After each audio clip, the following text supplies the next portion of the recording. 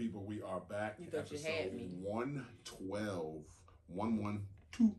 112. We back in the building. Your boy International Walt. It's your girl Tosh, the co-hostess with the mostest. She always said I never point at her. I wanted to have a good That's point the this time. end. Well, I wanted to have a good point in the beginning too. But it's your boy International Walt. It's your girl Tosh, the co-hostess with the mostest. And we're back for another episode of A2TP podcast. Hope you guys enjoy. A2TPodcast.com. You catch us on Facebook, TikTok, Twitter, Anchor, Google Podcasts, Breaker, YouTube, Instagram, and Spotify. How are you? I was on hips. Get right to it. I'm doing okay today.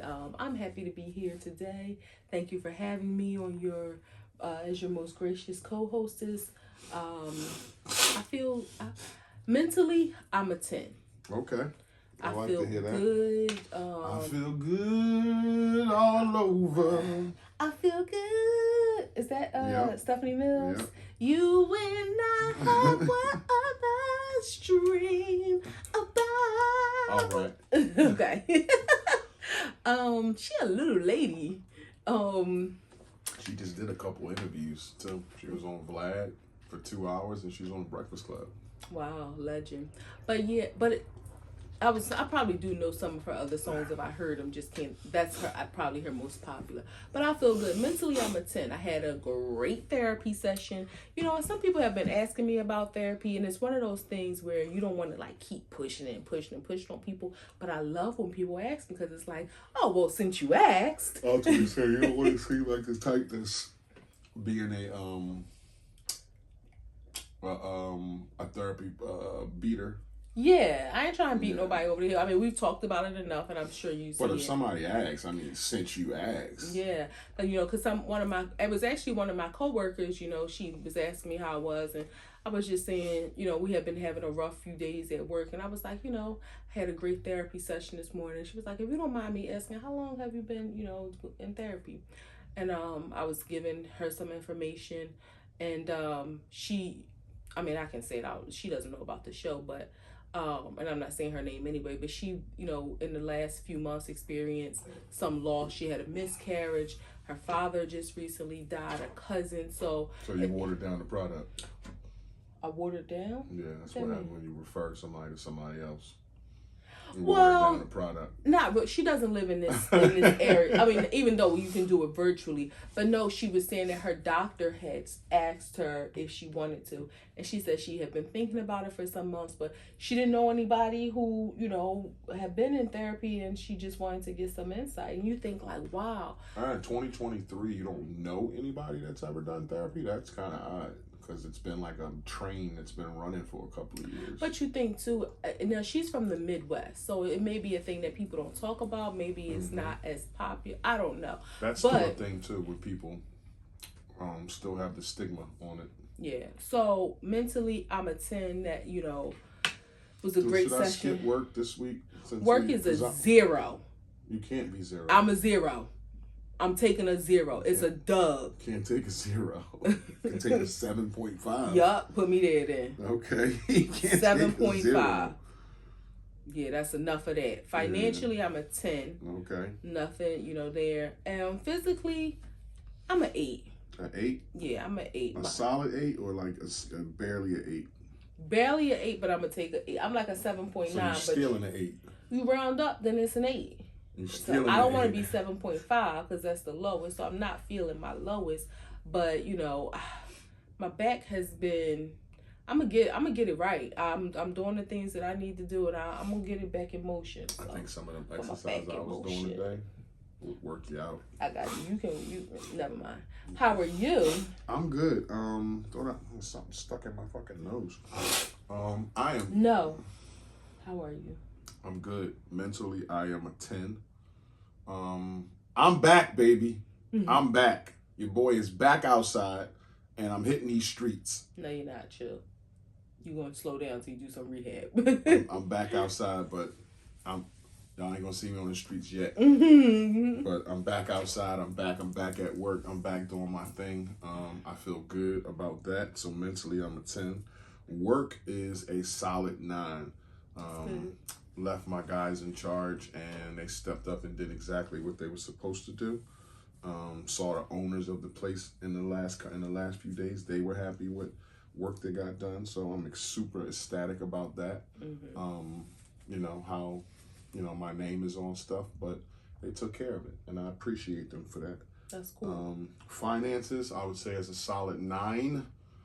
And physically, I'm gonna go with a 7.5. Really? Yeah, because a nigga worked out today, and I'm just telling you. But the fact that you were able to is my awesome. Shoulders is quivering, my arms is quivering, these things, my biceps is quivering, my triceps is quivering, my abs is quivering, my buttocks is quivering, and my front thighs is quivering. First and of all, when I lift my foot up in the shower to wash my feet, my calf was quivering. So everything is quivering on me right now. But I'm a solid 7.5. Well, let's just mention the fact that you took it upon yourself to decide to work out, and I'm not going to fuss too much about it. But I'm going to need you to slow it down some, because while yes, you do need to get back into that motion, you need to do it under medical supervision first, and you haven't done that yet. I'm going to. You're going to. Yeah, but they got to call me. It's not nothing I can control. I know, so maybe you should just slow it down and wait a little bit. But I want to be able to do the things that they require me to do. So you want to prepare for the test. Yeah, like I want to be able to do the things they require me to do. I not come home with a note saying, sit this nigga down, he can't do shit. I just don't want you to hurt yourself, that's all. I worry. I was up here working, y'all, and I hear all this. First of all, I'm on a call, so I'm like, do I need to shut the door? Is he going to get louder? I'm like, babe, are you okay? He couldn't hear me. I go downstairs like, he's on his hands and knees, lifting his foot up in the air. What are you doing? What are you doing? He got the YouTube on, 80 inches of workout stuff. I'm like, this shouldn't be happening right now, but yeah, we I'm happy that. You feel good. We needed that, and I'll probably do 15 minutes tomorrow, not 30. I needed. Break it up, 15 and 15, but that's good. It was really good. It was really helpful. I think you would like it. Yeah, and it's simple and easy until, once you get warmed up, then you can step into something a little harder. But yeah. I think that's. I'm gonna check it out. What's your wows and woes this week? My wow is that I'm back out here in these streets. You know what I'm saying? I was at a party on the weekend. Oh. I was hanging out, you know what I'm saying? And it was late. Shit, so, I'm out here. People don't know I'm out here. Y'all better check the gram. So I was at a party. It was nice. My sister was turned 30 years old, so shout out to her. She supports the show too, so shout out to you. But yeah, she turned 30 years old, and it was fun to see her, in her element with her friends and stuff. Like, I don't know nobody, but I just know of people. I don't know nobody, but I know of people. And it was cool to see her, do her thing, like whatever young people like to do, whatever 30-year-olds like to do. Food was good, ambiance was good. Late night action, I was eating late, yeah, like. Young people can eat dinner at 11:30 at night. That's not for 45-year-old people. You know what I'm saying? That's not for 42-year-old people. But nice time. I'm back out here in these streets. Can't say it enough. So if y'all see me out here, just say what's up and keep it moving. What? I'm gonna let him be great right now. Any woes? My woes is 3:30 a.m. It's back. Yeah. It's back. 3:30 a.m. is back in my life, and it ain't been there for a few weeks. I wasn't really thinking about it, but I should have been enjoying it. But yeah, it's back. 3:30 a.m. is back. Get back to work so bad. Been back for 3 days, and it's like, God damn, 3:30. So how about you? How's wows and woes, ups and downs, I'm going stops and goes? I'm going to piggyback on what you said. My woe is the same. My baby being back to work is a great thing, but him getting up at 3:30 means I get up at 3:45. Now, the best part is I go back to bed by 4:15-ish. But that hurt. It hurt. I don't care how. And the thing is, it's like, realistically, how early can you go to bed? I mean, I'm typically off work 5:30, 6 o'clock, and lately it's been 6 o'clock. I'm going to fix that, though. We eat little dinner. We done dinner. Get the kitchen together by 8:30. You want some chill time, some relaxed time, some boo loving time, and just to be together. And it would be great if you could go to bed by 9 o'clock, but that just ain't life. So if we're going to bed, we have been going to bed by 10. Like 10 is the cutoff because that's still 6.5 hours of sleep, and we ain't been I can't speak for him. I haven't been getting the best sleep because I'm aware of every move you make, and I gotta kind of like turn that off. So every time you move, I'm moving. Make sure you okay. Make sure you're not getting up because something hurting. Make sure you're not feeling no chest pains. Like I have not been getting like no good layout sleep. So that's my the you being back to work. But on the opposite side, my wow is I'm extremely grateful that we got a great report from the doctor, and you're doing well. You're back to work and rolling into my baby turning 30. My baby sister turned 30 years old. We were able to attend, Friday night. If you know us, y'all know Friday night is date night, and we don't let anything get in the way of that. You have to be very special, and it has to be a monumental occasion for us to interject that into our lives. And she only turns 31 time, so we kind of use that as our date night. Had a great time. Beautiful people. I love seeing her loved, and just seeing her grow up. And it's weird because I had posted a picture. So many people, they see us together and we hang out together, and it's like we cool. We not just sisters, we're friends. And people don't realize the gap in age. So when you see that's why I posted the picture, because one, anybody that knows us knows since she was a baby, she's literally always been by my side. Like she anywhere. Like you remember, she would be 8, 9 years old. We go somewhere. She sit in the corner, want to go through my pocketbook, like all that. Like she's always been by my side. But then when you see the picture, you realize she's a baby, and look how old I am. Like she was born when I was 12.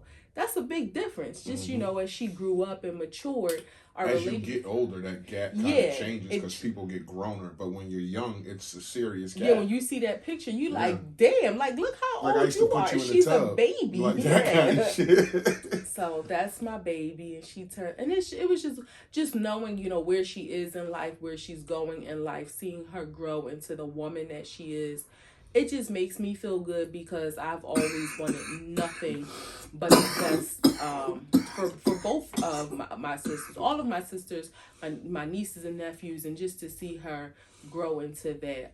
It was a great feeling. I'm happy that we were able to celebrate with her. Yeah, it was awesome. And she looked gorgeous. Yeah. Being home, she looked like my little busted baby. I told her that. In the picture. But being at her party, seeing her turn 30, we getting back active, running around. It hurts. We're getting older. Just your thoughts on getting older and aging gracefully. Like, what's your experience been like as far as like the last?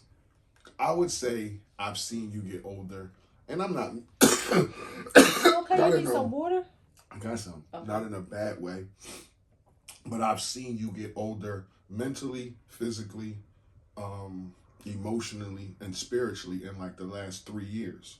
Mm-hmm. So, what's that experience been like for you getting older?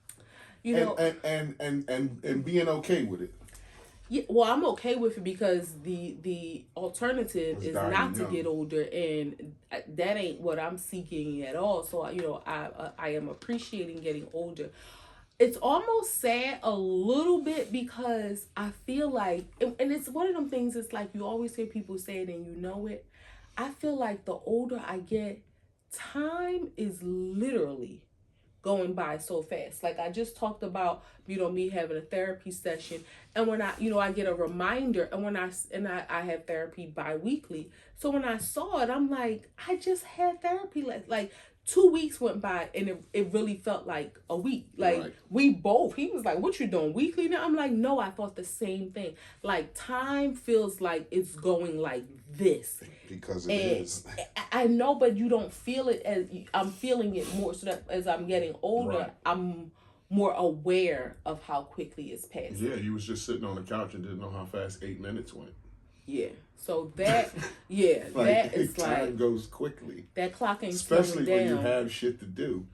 Yeah, that clock When ain't you're a slowing kid down. and you ain't got nothing in your day, 24 hours seem like 30. I think about, us going to Puerto Rico, celebrating my 40th birthday, and here I am on my, past 42 and in my 42nd year. And that seems like we did that 6 months ago, but we did that 2+ years ago. Mm-hmm. So with that being said, it's like but mentally, I feel like I'm good. At one point, I was scaring myself. I thought like, am I headed towards dementia or something? But I realized my husband has always talked about, y'all know in previous episodes, bandwidth.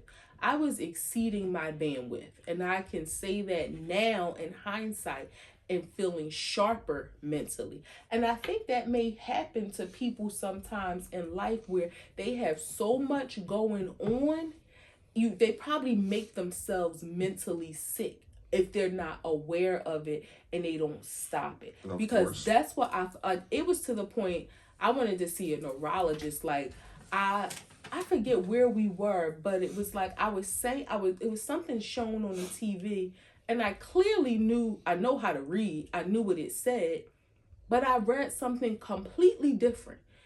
And and I mean, I know that sounds like simple. It was one thing, but it scared me a little bit because it had happened in similar instances where it was like, what is happening to my head? But I realized it wasn't aging. It was just me exceeding my bandwidth. But mentally, I do feel sharper because I've in some ways eliminated some of the things that were making me not focus. Emotionally, I feel like I'm in the best space ever, and it feels good because I feel like it's gonna get better. You hear people talk about, oh, your 30s is great, and they really are. Your 40s, I feel so free to be me. Like when they say F it 40s, like I feel so free to be me, not care what anybody think, prioritize my life, the people who are important to me, and just F anything else. Like I feel free in that sense because I feel like I don't have nothing to prove to anybody. It's just a matter of yeah. It's just a matter of doing it now, like doing the things that I want to do, being the person that I truly am, fulfilling the things that I want to fulfill. So that, for me, it feels emotionally, spiritually the same. I have such a yearning for more of God and less of me. I do feel, but I also feel as I get older, there's like that thing of purpose and wanting to make sure, because as we know, the end comes for all of us, no matter how soon or how late, and just wanting to make sure that, I did it right, God. I did it right. Mm-hmm. Physically, whoo, child. When they say, your metabolism slows down, your back start hurting, your knee hurt for no reason, your damn hands start to cramp up. Physically, I'm like, oh no.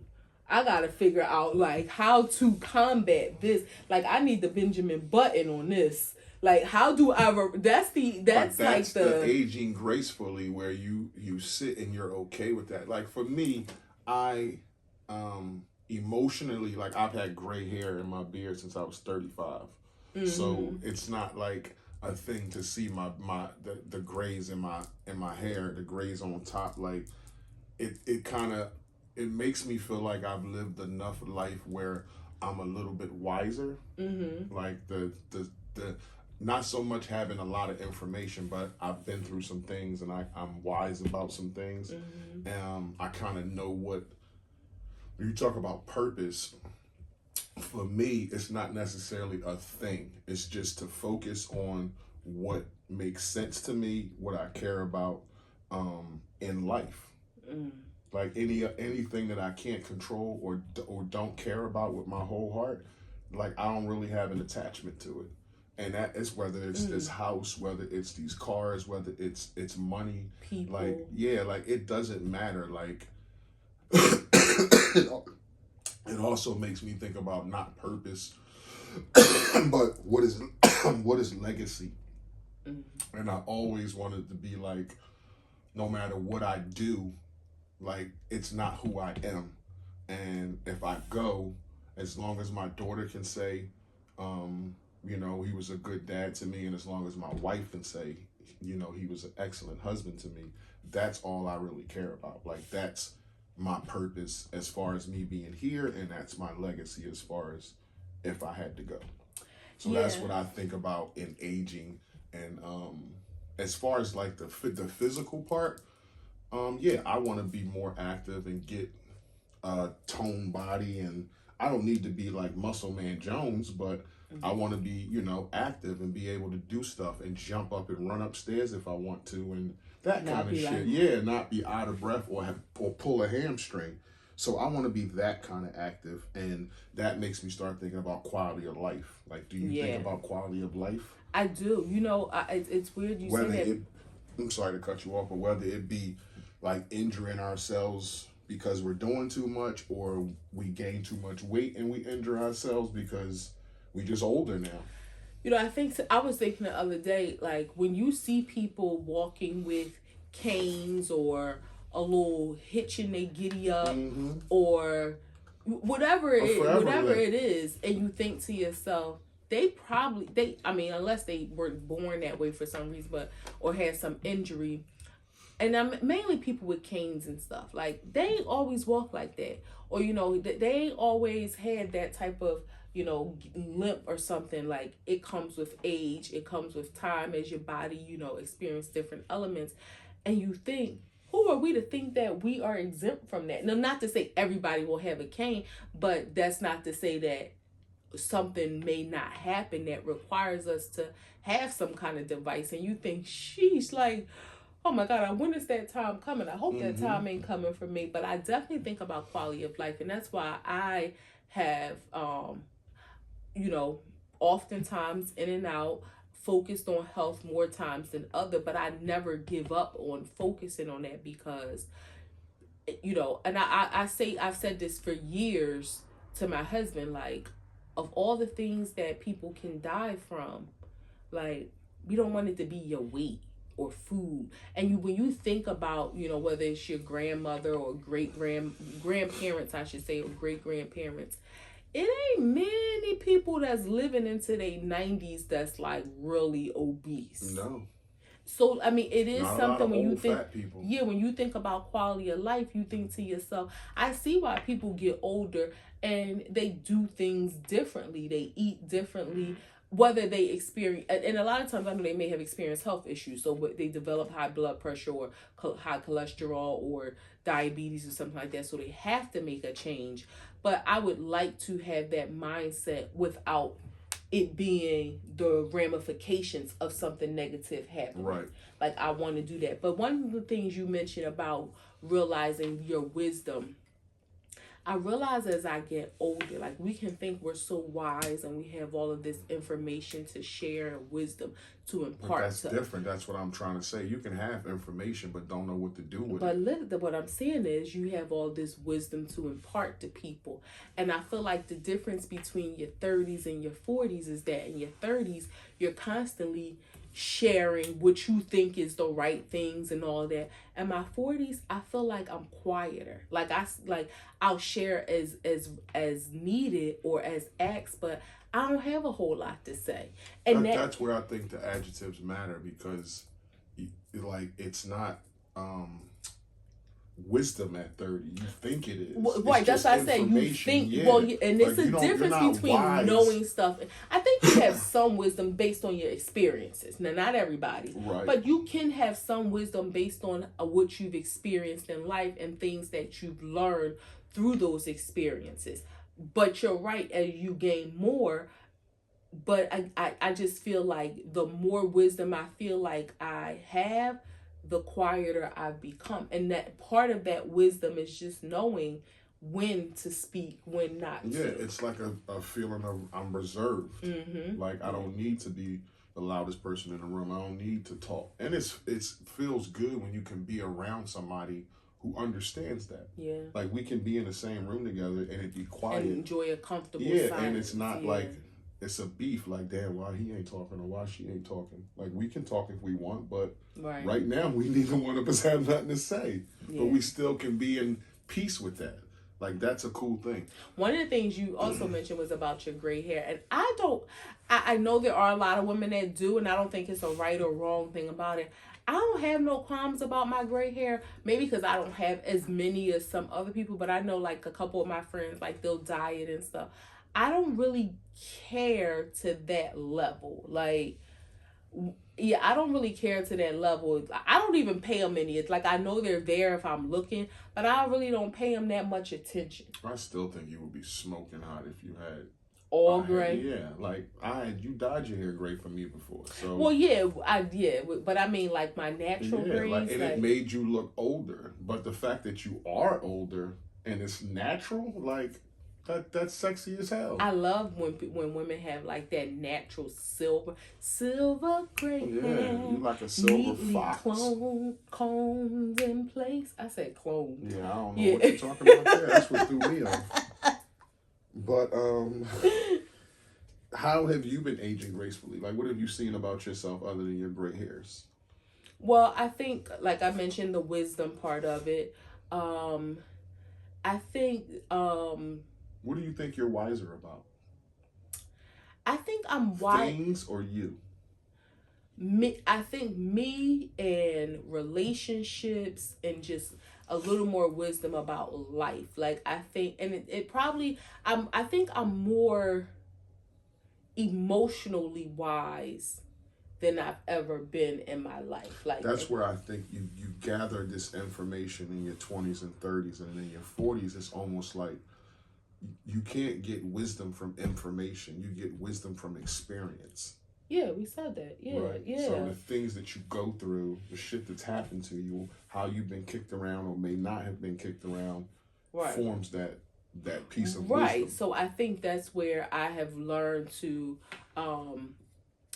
being able to compartmentalize things and being able to. One of the things I love about myself is being able to look at a situation and being okay with changing how I think about it. Like I may not have ever understood what you were saying about A, B, C, D, E, F, G, and then just taking a moment to be able to step back and look at it from your point of view, look at it from your perspective, or just approach it differently and see like, okay, does that feel different? Is that okay for me? Instead of being so steadfast and stubborn in my own thought process and being able to say, you know what? It's not bad to do it this way. It's not bad to think about it that way. It doesn't make you a hypocrite, but or like like a follower. It's just allowing yourself, and allowing yourself to be vulnerable to see things differently. If you're just steadfast and thinking, this is what I think, this is how I feel, this ain't ever gonna change. This is just gonna be what it's gonna be. You're gonna find yourself stuck in a lot of situations. And you're gonna have a small circle that you created that you don't want. Because you're gonna want to be around, but the way you are. Like, you're not open-minded to things. Like, if we can't have a conversation and you can't take your opinion down for a second and see things from my perspective so I can see things from your perspective, then why are we even talking? And even at that moment, you may not feel like it may be months or years later that you think to yourself, and I'll just share, like my somebody was saying to me about not wanting to ask for things when they feel like somebody has already been doing a lot, like really in a relationship, like, you know, if you feel like this person's been doing so much and you know it's something else that needs to be done, but it's almost like that, I don't want to. And I was just sharing, you know, my opinion, like sometimes when you approach things with gratitude, then it's received differently. Like, you know, because if something needs to be done, or, you know, like whatever it is has to be done, then it has to be done, but it's all about your approach to different situations. I would agree that can make a huge difference in how things are received. That not, and then also not projecting how you think a situation is going to turn out, or response is going to be, or what the result is going to be, because you don't know. Or not projecting how, like when you said, like, your words, you feel like that person's doing too much, but that don't mean your feeling is true. Right. That person might not feel like they're doing much at all, and probably can do what you need them to do, but you feel like, what you feel, and you're projecting on them, like, nah, I didn't ask you to do that because I feel like you're doing too much. Like, why didn't you ask me if I was doing too much? Communicate that. It's just, it gives you kind of a sense of peace too, because you worry less, you stress less. And it's a lot in life let me say this, you stress less about things that you don't need to stress about, which means that it allows you space, because there are some things that we will naturally stress about, but to relieve yourself of the unnecessary stress, it lightens your load. Yeah. And she get one life, I get one life, and it's like, you require certain things, and you should go after the things that you require. What do you think about legacy, like, on your end? So when you say that, I think it's for me, I guess, because I don't have any children that I birthed. Similar to what you said, like, if I was no longer here, I want you to feel like, even if it was never said to anybody, I want you to feel like I was the best wife I could have been to you. I want those people who I love to know, like, not have to question or wonder, to know that they were loved by me. My sister, my best friend Toya, she lost her aunt, and she misses her dearly. She was like a second mother to her, and that's one thing I always say to her, was like, she loved you. Like, we knew she loved her. And it was like, she didn't leave any questions about that. She didn't leave any room for doubt. Like, we knew Aunt Marsh loved Toya. And that's one of the things I want, God forbid if I wasn't here, my nieces and nephews, my sisters, to know, like, she loved me, like, whatever. So that's part of my legacy that I want to leave. And just, I don't know if I can say legacy if it relates to God. I want God to say, well done. Well done. Your time down there was served, and well done. You did a good job. That's legacy. Why is it that, you care about your life, I care about my life? Even before we was in each other's lives, we cared about our lives and our loved ones, and I'm sure they did. But what is it about the traumatic thing, the tragic thing, the drug thing, the, bad thing that happens to most people that gives them a different sense of what life is really about compared to, like, the average person walking down the street? Just if a person had a medical condition, or a person had cancer and beat it, or a person got shot and lived, it's like their appreciation for life is different than a person who hasn't been through. Not saying like theirs is greater, but a person who hasn't been through that traumatic thing. I think it's almost like what's gonna happen? I was going to tighten up. I think it's one of those things where it's like the mirror effect. Not often does everyone have a chance to face their own mortality. And when you do, if you have something to live for, or if you feel like you have something to live for, then it changes from that moment how you move forward, because you realize, oh my God, like, it was almost over for me. Hopefully you get that. Now, it's unfortunate because we hear about young guys who are shot and they survived, and they don't, right, and they don't. It's like they get more fucking But that's crazy. why I said, if you feel like you have something to live for, right? Because maybe they don't, and so maybe that facing their own mortality didn't shake them up to do anything, because they felt like, oh, if I was going, I was going, and now that I'm still here, all right, oh well. So I think that's why it's one of those things. It's a different type of I don't give a fuck. Yeah. Like, we've both said I don't give a fuck about something before, but not you life. Really give a fuck. Yeah. You really, really give a fuck.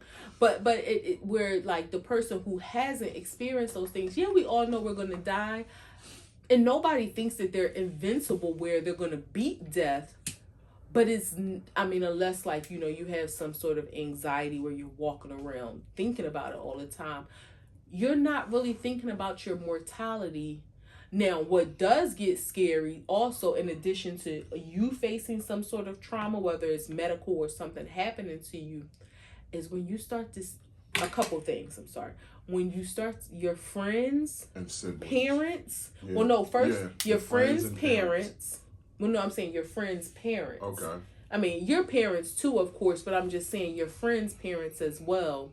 Like, if your parents are still alive and your friends' parents start dying, you think, oh my God, like, it's coming. Like, because now that generation is dying and you probably afraid thinking about your own parents. Mm-hmm. And then you think, we're next. Yeah. I mean, of course, things can happen and people younger than you can die. But if you think about the order of life, you know, our great-grandparents are gone, most of us. You know, our grandparents are gone, a lot of us. I actually have two remaining grandparents. Yeah, that's it too. I think, I know I got one. But anyway, our grandparents start going away. Then when our parents start going away, you think, oh my God, like we're next in line. So that kind of, as you get older, brings you closer to facing your mortality as well. Right. So, and then, so that was, then, if people you know, I saw something on Facebook, like a group, one of them Facebook groups from my high school, girl that I graduated with. She wasn't my friend or anything, but when I saw her, I immediately recognized her face. She died, they said, unexpectedly. She had a husband and 4 kids, unexpectedly died. They had a GoFundMe to raise $10,000. They ended up raising $14,000, but it was like, oh my goodness, like, how's that make you feel? Like, oh my goodness, like, I mean, do you think of, are you a like empathy for her family and her kids, or you start thinking about yourself? Like, both. Okay. When, and me, you know, at first I thought like, damn, that's a shame, looking at her kids. And I mean, looking at the pictures, her kids looked like they were probably between, I'm gonna say like 10 to 4, like they were young kids. And, you know, then thinking about her husband, now here's a single man, a single father with 4 children. And again, based on just the summary of the GoFundMe account, it said unexpectedly, so I don't think she was sick or anything. Mm-hmm. It makes you think, like, you hear about people dying, you know, they say of natural causes in their sleep or something, but it kind of makes you like keep one eye open for the next couple nights. But then definitely, you know, the empathy for her family as well. But it brings you, that's kind of like second, third hand, face to face with your mortality. But what you're mentioning about you going through something, that's like a first hand account. Mm-hmm. And that which you have, you know, you have been through some stuff that you can call first hand accounts, where absolutely it give you a different appreciation, so you understand that feeling. Yeah. I've had a couple feeling. You know, one, especially the first time that you was hospitalized. You know what? Because it like you really could have been checked out. You was gray. I don't think to be honest though, I think you were more aware of it than I was. I don't think I knew I was sick. So just real fast to tell y'all, I had a procedure. The doctors made a mistake, caused me to be sick. I was sick for like a week and didn't know. I mean, I didn't know why. I knew I was declining. Went to the doctor. I was literally gray. Like, I walked in the door. They told me to sit down and call the ambulance immediately. Ended up being rushed to the hospital, emergency surgery, in the hospital for what, 9 days. 9 days. So, it was bad. I don't think I realized my mortality in that until after. All I knew was I was in pain and they fixed me. No, afterwards I thought, you know, I started thinking, maybe even like a while later, like, damn, had I waited a couple more days to go to the hospital? Had I just dealt with the pain? Because I was in pain. Had I had too much anesthesia? Had they fucked up the operation? Like that well, I wasn't even thinking about that. Like, once I was in the doctor's care, I was just hoping that they fixed me. But me thinking like, I could have died at home. Like, God forbid you could have woke up. So that was like, I was really like on my way out of here and didn't even know it. Yeah. So that was kind of like one. But again, like you said, years later. Well, I mean, I'm sorry. Like I said, years later is not even years, but after the fact, you were aware because you were more alert, so you knew and saw everything that was ongoing. Then I had like a kind of a scare, which I know a lot of women have. They find a lump in your breast, they don't know what it is, so it's only for a short period of time. You gotta like be thinking, what the hell? But you start thinking, is this it? Like, is this like that C word? What's about to happen? And yeah, I mean, thank God it wasn't that. But it's one of them things where it makes you think, if this ain't that, I'm gonna do this, I'm gonna do that, I'm gonna appreciate life. Yeah. Because it just makes you realize how fragile life can just be. Like, it's gone. Just having a medical emergency. I was about to say, how about you? It just, I don't know. I remember walking walking in our house and just thinking, like, it just hit me a different way. Like, damn, like. Well, no, look, let's rewind though. In the moment, were you thinking about your mortality, or were you just thinking, I don't feel good, I want them to fix me? Yeah, I was thinking, I don't feel good, can you fix me? That's what I was thinking. And because I wasn't in pain, it wasn't like I felt like something was really wrong. Okay. So you kind of anticipate how sick you are compared to how you feel. Right. And I felt fine.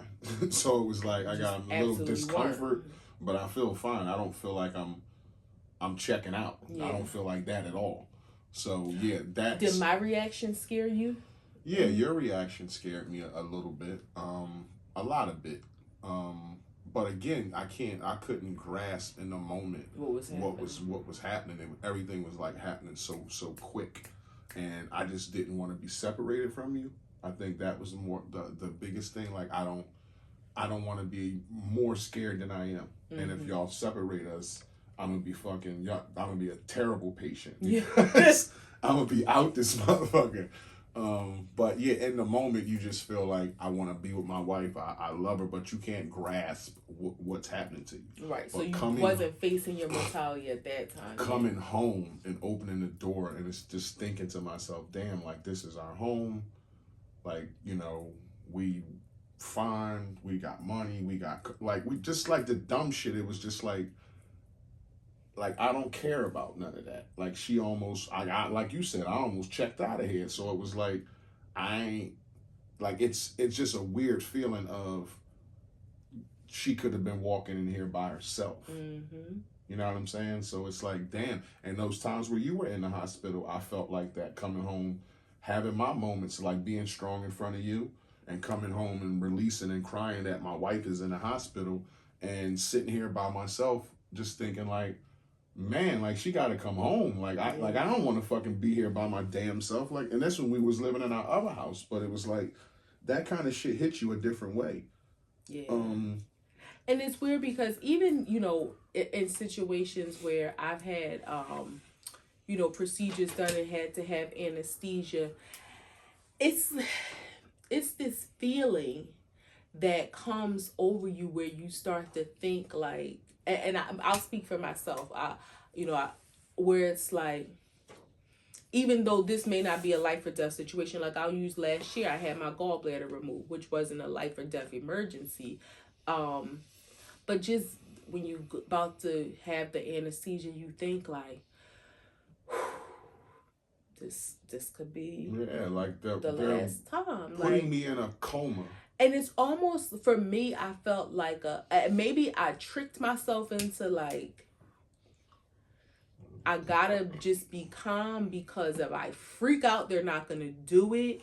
But it's not like I can't control what's about to happen other than pray and just leave it to God.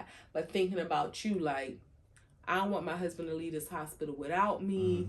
Like, that wasn't the plan. But it's a weird, eerie feeling of like, you're doing something to help me, but this could be the end. Yeah. Like, you're not supposed to be put to sleep like that. And I know that's part of the operation, or any operation, but it's people you get force somebody in a coma, they could never wake up. You could be, like sedated for a while, and you could come out of coma in 2 weeks, 2 years.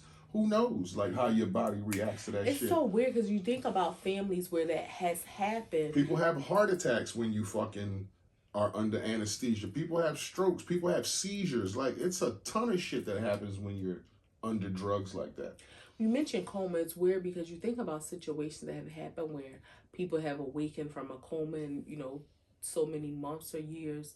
And you think, like, just what if?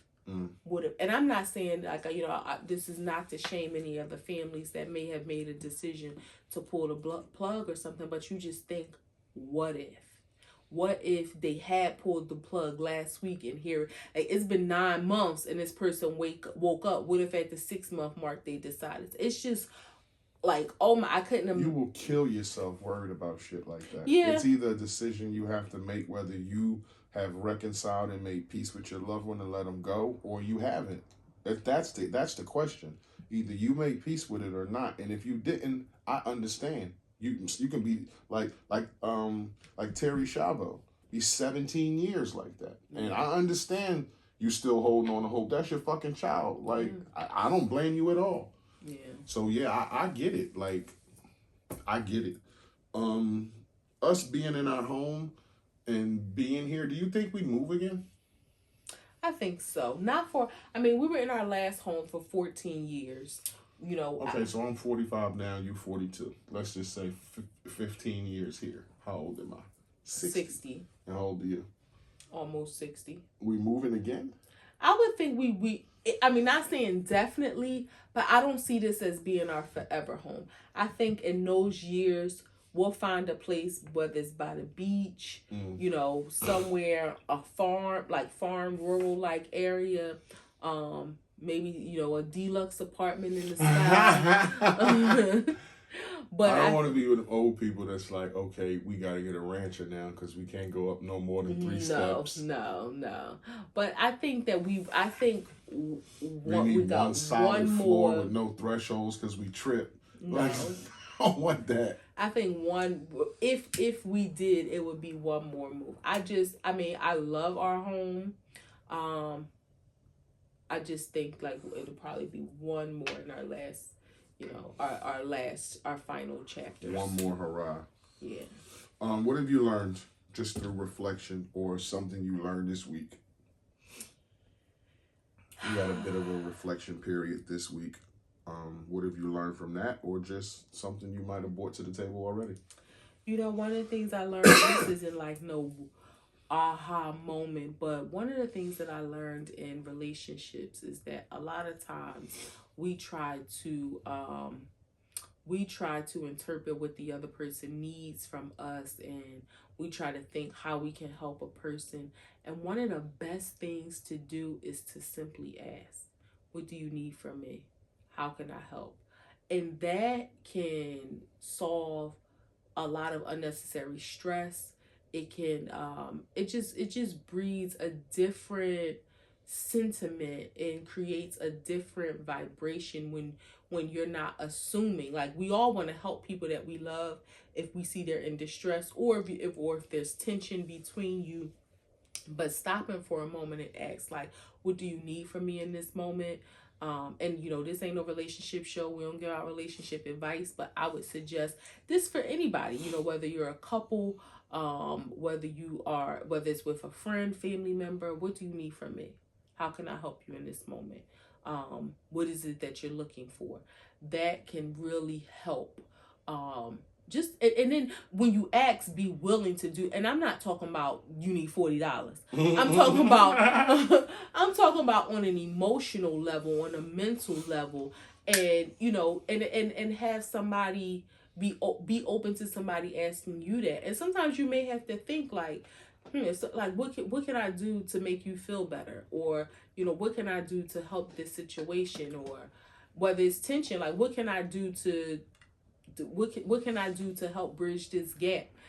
And again, be open to that thing. It really can help. So that's what I learned. And it's not like I learned it this week necessarily, but it settled in my soul more this week. I was ready to say, not something that I've learned, but settled in my soul also, is just that I always for years knew that I could be vulnerable around you and always was comfortable being vulnerable around you.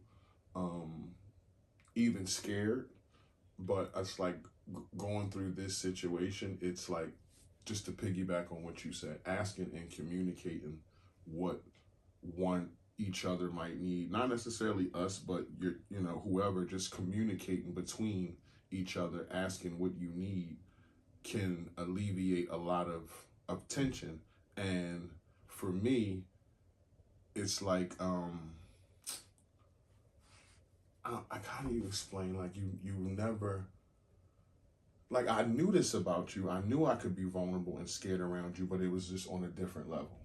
And I don't know if I'm wording that correctly, but it was like I was really, really scared. And you made it comfortable to do that in the beginning. And we kind of like had some bumps and bruises, but when you, like you said, that settled in your soul to communicate, like, what do you need? And it's just like, I just need like a pass because I don't know. Like I'm feeling fucked up. I just need a pass and I don't know. I'm scared. Mm-hmm. And it's like, it's cool that can be received in the right way and you be there, not just like brush it off or think of me as less than. You always got you. So yeah. 3 grams. L'Oreal and Michael B. This has been going around the internet. L'Oreal is the girl that used to be on Lip Service with Angela Yee. She now does a podcast with Wax. Charlamagne's old bodyguard. I wonder where the heck Wax been. Yeah, they do a podcast together for the last year or two. I ain't seen or heard nothing from her. And apparently she went to junior high school, 7th grade with Michael B. Jordan, and was once supposedly quoted saying he was corny because he used to bring headshots to school, and a lot of people gagged on him and shit like that. I mean, it's 7th grade. Who didn't get picked on? And the internet was trying to say she was his bully because he was doing a red carpet. He walked up. She was like, Michael B. Jordan here. We go back to this school that we used to go to. And he kind of had that energy of, yeah, I was the corny dude. And she was like, well, I didn't say that. He was like, no, you did. Like, almost like, look who I am now. And it was kind of a riff. So, thoughts? So, this is my Do you still keep that same energy for people who picked on you in school? And now you see them again and you probably realize, like, this girl was shitty as hell to me. I mean, I don't think you're wrong to do so. Like, so was the issue that he said it or like that he didn't grant her an interview or something? No, he was giving her the interview and she was like, this Michael B. Jordan, we kind of know each other because we was in school together at Chad Science or something in the 7th grade. And he was like, yeah, I was the corny dude. Like, he just cut right in and was like, yeah, I was the corny dude. And she was like, I never said that. And he was like, oh yeah, yes you did. Yeah, I mean, I don't see nothing. I don't know why it's such a big deal that he said that. And I seen like, some other people commenting about it. My thing is this: we all learn in the professional world, regardless of what your profession is, about networking. Like, there's a thing like, be kind to everyone you see, because you never know. You could be nasty to a lady in a supermarket. You apply for a job, you show up for an interview. Oh, she's the manager that now you have to interview with. You might as well walk right the fuck out. Yeah, and that's something that you learn in the business world. Like, you never know who your connections may have to be. You never know whose paths you're gonna cross. So it's like one of them things. Watch what you say. Don't. But it's almost like they both did okay for each other. She's on a red carpet interview, and then she's waiting for him to come past because he's a movie star. He's an A-list celebrity. She's a Z-list. Damn, babe, that's hate. It's not hate. It's real. Like, she's a podcaster. I'm a podcaster. Am I a Z-list celebrity? No, I'm not a celebrity at all. I'm just a podcaster. But I'm not saying that because she's a podcaster. She's a known podcaster. But I'm talking about in the celebrity realm. She's known. She's on the list. I'm just saying maybe not Z, maybe she's a D-lister. That's kind of where I was going. You went to the last letter of the alphabet. That's hate. I'm not hating on her at all. I'm just saying like, they ain't at the any same letter level. before Z would have been okay, but Z they ain't at the same level at all. No. But I don't think that it's one of them things. Like, do you just expect if you was talking greasy, and I didn't hear her original interview, but if you was talking greasy about somebody, or you was downplaying them, like. She kind of co-signed that he was corny. The person she was interviewing said he was corny as hell. He used to bring headshots. And she didn't say he was corny. She just said, yeah, everybody picked on him. Yeah, so she kind of co-signed what the guest had said. So you expect him to be fake and phony and put his emotions aside, knowing that, like, you was shading him. I understand. Keep that same energy. Yeah. But some thought, you're an A-list actor now. You're on the red carpet. It's your fucking movie. It's your director. It's your debut. So take the high road. Well, you know what's wrong with telling people to take the high road? Appreciate the fact that he gave you this highlight reel right now because it's people circulating. Because he could have just kept going and not even commented. Yeah. Or he could have stood there and had the interview with you and it would have fell by the wayside because now only your circle of viewers, whoever it is that watches the podcast and know of you, because I didn't know. I knew of her. I thought she was from Lip Service. I didn't know she had another podcast. I don't know anything else about her. So I'm sure she has her circle of fans. Had he just did the interview and went on as normal, blah, blah, blah, then it wouldn't be getting all these views by people who I'm sure weren't aware of her. So say thank you. My man Joe Button said he hate to make things racy, but, you know, you don't do that to a black woman on the red carpet. You know, y'all both black. He wouldn't have did that to a white woman. But, okay, so I would put this back in Joe's face. If it was a white interviewer, he would have stopped and gave her the interview, but you throw some salt on the black girl that dissed you back in 7th grade. But one of the things that we have to realize, I'm just asking, is it a thing there? I don't think it's a race thing at all. One of the things we have to also realize is that some of these people who have, and I don't want to downplay her because I don't know her credentials, but let's say these people who have gained their notoriety through social media, whether it's through, I don't know how she got into that podcasting role. Okay, through radio. Some of these radio media is different than red carpet media, and some people need media training. I doubt that you would have like a white girl from Extra or something like that who would be talking negatively about a person because they would know it's possible, especially somebody, I don't know how long ago the interview was, but he's been on the rise. Like 3 years ago. Okay, he's been on the rise for a long time. So you would think to yourself, and not to say you got to be phony and watch your tongue, but yes, watch what you say, because this is a person who you think the trajectory of his career, you have to think that you may possibly want to interview him in a more positive manner in the future. But I would challenge Joe to say, okay, if a man, let's take race out of it, if a man has said something shady about him, and then on the red carpet he seemed like, hey Joe, how are you? How's your role? You know, you did a great job. Is he just gonna smile and butter up? He gonna have, I know Joe Button is gonna have something fly to say out his mouth. But he's petty. But I also think if it's your night and it's your thing, then you just walk past him and don't do the interview at all. But to stop and do the interview and get the energy, then, is like, because you can still stunt on the person by them saying, hey, and you just like, and go over here. But I've also seen some rhetoric about how black people who make it, quote unquote, whatever you want to deem as make it, I've seen conversations, not about this particular scenario, about how they don't give those interviews and those opportunities to those people, whether they're black or just not in that elite class of media. So they'll stop for an Extra, but they may not stop for Fox Soul. Mm-hmm. You know, they'll stop for E! News, but they may not stop for, BET Back on the Block. I'm just making it up. But you know that their publicists tell them, make sure you stop at one of them publications. Do all the high power ones that all the reputable ones that you're talking about. Do those, but make sure you stop at a different publication. That's why you might see a little girl get an interview or some weird person that's dressed But weird that's what get I'm an saying. interview. If he would have kept walking, would ignore her, then people would have had something to say about that too. What the real question is, I'm wondering why does he get so much slack? Is it because he was with Lori Harvey and she doesn't have this, like if he was with a person like He Malia gets so much slack Obama or because something? people think he corny. Dude, I think he corny. So take y'all opinion away from for a second for him. Dudes think he corny. And money don't change lane. What makes him corny? What do y'all know about him that makes him corny? Just the way he moves, the way he carry himself. Like he just seemed like a corny dude. I'm not trying to hate on him and be like, I know some personal things about him. The way he looks, the way he talks, the way he moves. Just like people can look at LL Cool J and be like, he lick his lips all a lot. He corny. Like that kind of shit.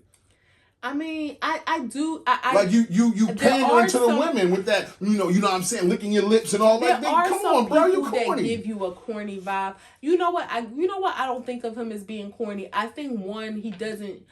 Okay, I think about his association, and maybe this is weird for me to think this because I know that he's friends with Stilo Brim, and I think Stilo Brim is fly. Mm-hmm. It makes me feel like he's not a corny dude. Like he just we may not see the personal side of him because he's doing business. But like his association with like that crowd makes me feel like he ain't They're corny. all in the same kind of boat with like a Stilo Brim, Michael B. Jordan, a Nick Cannon. No, I won't put Nick in there. Nick, I would, but like a Terrence J. Yeah, like those kind of dudes are not necessarily guys that guys that like I know you don't like. You wouldn't. Most women I know won't feel safe with guys like that. That's all I'm saying. I would but I would look at it like this: would you rather your daughter date a guy from that crew, or would you rather your daughter date a guy from the Little Baby, Meek Mill, Dirt Posse? I mean, I wouldn't want my daughter to date. Of course, you want your daughter. I mean, they just was talking about this. You want your daughter to date a Russell Wilson, but that you don't want to hang out with a Russell Wilson. Okay, but so corny ain't always a bad thing. You think I'm the corniest thing ever, but you love the crust between my toes. But I also think you hot, so that's different. Like that's what makes you sexy is your corniness, because it's like you kind of aloof. So then I don't care what nobody thinks. Exactly, like you wholeheartedly. All right, we off that second gram. New York gonna pay $21,000 each to 300 George Floyd protesters that was handcuffed and zip tied. Ain't that cool? That is, because I was about to. So you had to be handcuffed and zip tied and obviously arrested for them to have a record of who you are, and you're gonna get $21,000 for 300. I mean, it ain't 300 protesters. It ain't bad. It's been a lot of people that's been protesting that's been handcuffed and zip tied. But at least if you and got nothing, zip, and they didn't get anything. Zip tied and People maced done and shit been like that. hosed down and dogs barking at them. So I mean, it's I don't. And you can't even shit on the amount. You can't be like, oh, I need $2 million. Because they could have ignored it. it. You can't be like, I need $1 million. Is this the result of a lawsuit, or was this something that they decided to do? They decided to do. I'm sure there might have been a lawsuit because you just arresting protesters. You can't do that. That's against the law. People can protest. So I'm sure they probably can find a loophole. Yeah, and disturbance of peace or something. Yeah. But I mean, I don't see any qualms. But I mean, as long as it didn't go beyond that, they weren't tortured or beat or anything. But we're paying you because we arrested you during a protest. Hey, I'm sure there's a lot of people that can use that $21,000. In a major way. Last gram, we want the. Damn, that was loud. We want the help of the people out there too. What are y'all watching? Like, what's some good shows, some drama television on these streaming services? We are watching The Last of Us and the Mayor of Kingstown. You gotta chill. Let me get my shit But on. I was gonna say one. Chill. Okay. We watching The Last of Us and the Mayor of Kingstown. I want to see The Reading, Blackbird, and the Murdoch Murders. And I'm also watching The Godfather of Harlem, which she don't watch. Yeah. But what's some stuff that y'all want to see? Yeah, and Snowfall. Well, obviously everybody watching that, but what's some stuff y'all watching could put that in the comments. But yeah, with some good drama TV. I will say The Last of Us, it if you know us, it is not our typical kind of watch. And I say that because it includes like not realistic characters in a sense. Yeah, some Walking Dead shit. But it is but I think because it isn't like inundated with that, it's really the thing, like that's what the show is about kind of, but not really. It's such a good show. And I fell asleep on last night's episode. Was it good? It was very good. Okay, so I'll watch good. it, but not tonight. But I'll watch it tomorrow or something. Yeah, but it took it was a backstory. It took you back to let you know how some things had happened. Okay. Yeah, it was good. But yeah, you said Blackbird. I do want to see Blackbird because hearing them they have the conversation about that, it sounds very intriguing. And the Murdoch murders, there's two of them. There's one on Netflix and there's one on HBO Max. The one on HBO Max apparently is the better one, the more gruesome one. So the Murdoch murders, with Murdoch spelled fucked up, and Blackbird. And the reading, I heard the reading is fucking awesome. Is that with Monique? Yeah, I heard Monique did an acting job like she did with Precious. So wow. Yeah. Also, if you haven't seen White Lotus, the third season hasn't come out yet, but we watched seasons 1 and 2.